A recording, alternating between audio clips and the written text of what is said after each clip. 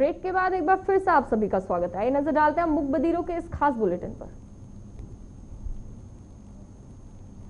Corona को लेकर देश के लिए दो अच्छी और एक बुरी खबर है। बुरी खबर यह है कि देश में कोरोना मरीजों का आंकड़ा 2 करोड़ के पार हो गया है। यानी अब तक यहां 2,02,75,000 से ज्यादा लोग संक्रमण की चपेट में आ चुके हैं।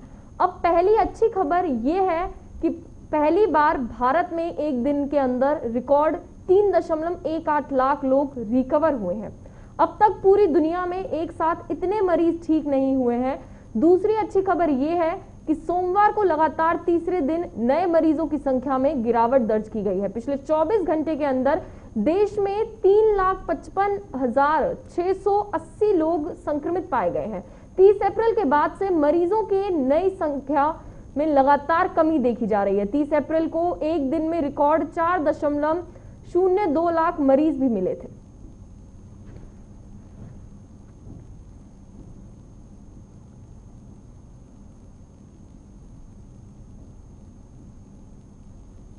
अब रुक करते हैं अगली खबर का। देश में कोविड-19 संक्रमण की दूसरी लहर के बीच कुछ राज्यों जैसे कि दिल्ली, महाराष्ट्र, पंजाब, उत्तर प्रदेश, तेलंगाना, मध्य प्रदेश और उत्तराखंड में नए मामलों में स्थिरता या कमी देखी जा रही है।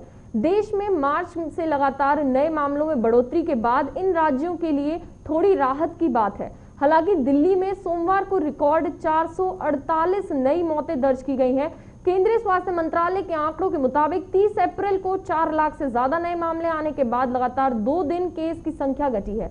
दरअसल देश में एक्टिव केस में साप्ताहिक बढ़ोतरी 2.9% की है। महाराष्ट्र में अब भी एक्टिव केस की संख्या सबसे ज्यादा है। केंद्रीय स्वास्थ्य मंत्रालय के मुताबिक महाराष्ट्र के 12 जिलों में भी पिछली 15 दिन में गिरावट के संकेत मिले हैं। वहीं स्वास्थ्य मंत्रालय ने बताया है कि बिहार, राजस्थान, हरियाणा, तमिलनाडु, आंध्र प्रदेश, केरल, कर्नाटक और पश्चिम बंगाल जैसे राज्यों में नए मामलों में बढ़ोतरी हो रही है।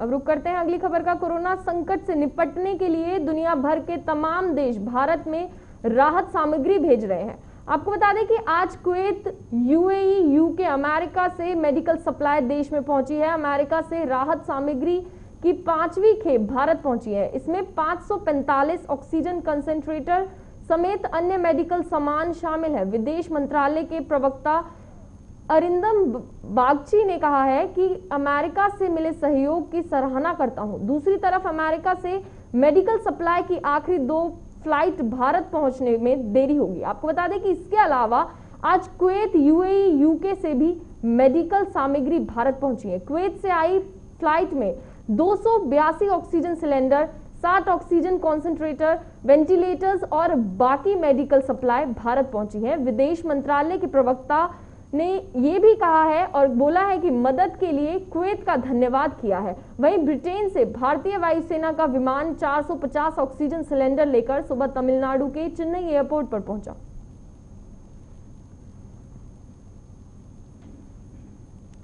दरअसल कोरोना महामारी को देखते हुए इंडियन प्रीमियर लीग के बाकी बचे मुकाबले में ज्यादातर मुंबई शिफ्ट किए जा सकते हैं। बीसीसीआई से जुड़े सूत्रों ने बताया है कि इसके लिए मुंबई में तमाम इंतजाम किए जा रहे हैं। सोमवार को केकेआर के 2 खिलाड़ियों यानी वरुण चक्रवर्ती और संदीप वॉरियर के कोरोना पॉजिटिव होने के कारण हड़कंप मच गया है। आरसीबी और केकेआर के बीच होने वाला ये मुकाबला था जो टाल दिया गया। बीसीसीआई अधिकारियों के मुताबिक इस सप्ताह के आखिरी से ही आईपीएल को मुंबई शिफ्ट किया जा सकता है। इसका मतलब यह है कि कोलकाता और बेंगलुरु में मैच नहीं खेला जाएगा। यानी साथ ही प्लेऑफ सहित फाइनल मुकाबला अहमदाबाद में नहीं होगा। ये तमाम मैच मुंबई में ही होंगे।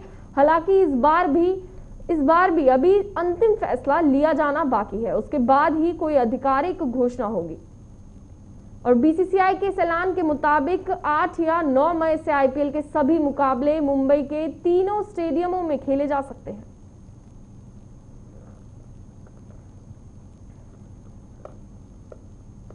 तो चलिए फिलहाल के लिए मुखबदिरों के इस खास बुलेटिन में इतना ही। बने रहिए JK 24/7 न्यूज के साथ। नमस्कार।